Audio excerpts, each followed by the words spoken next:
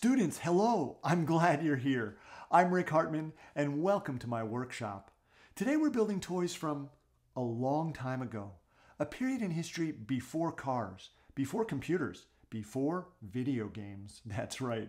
The toys we're building go all the way back to the time of, no wait, dinosaurs? That's the wrong box. I'm sorry, little guy. We're building toys from a long time ago, but not that long ago. These are toys from, the colonial period of American history, around 1621 to 1776. And you may be surprised by how much fun they are to build and play with, even though they come from a long time ago. Not that long ago. We'll be right back. For over 25 years, I've been teaching kids to build their own amazing toys. Toys that spark the imagination and bring learning to life.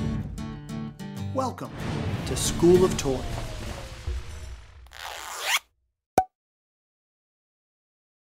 Before I show you the first project, I want to explain how the workshop runs.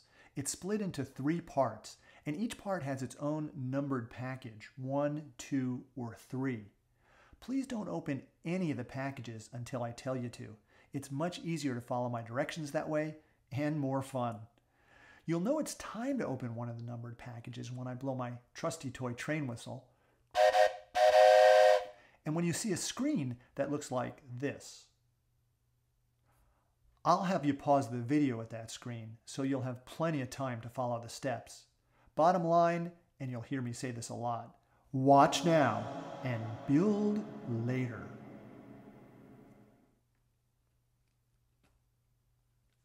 Today, a toy map of the United States might look like this, with all 50 states shown.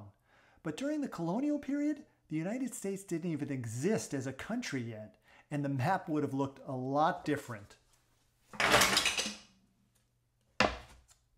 These were the American colonies that went on to become the first 13 states of the United States of America. Kids didn't have many toys in the early days. Life was hard, and there wasn't much time to play. You had to be resourceful and use whatever you could scrounge to make your own toys.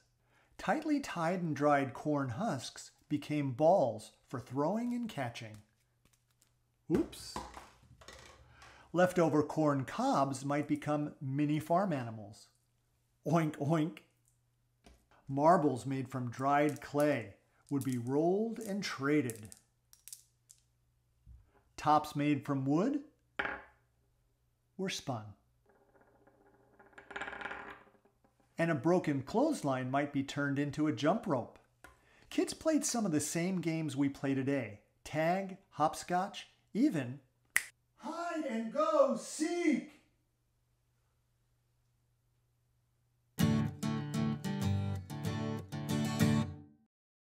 One of my very favorite toys from this period is called the Whimmy-Diddle or Hooey Stick. It's made from 3 sticks. One has carved notches along its side. One is shaped like a propeller with a hole in the middle of it, and the 3rd stick is used for rubbing. When you move the rubbing stick back and forth against the notches, the propeller starts whirling. We're going to build our own version of this classic folk toy for our first project, and in a minute I'll have you open package 1, but don't do that yet.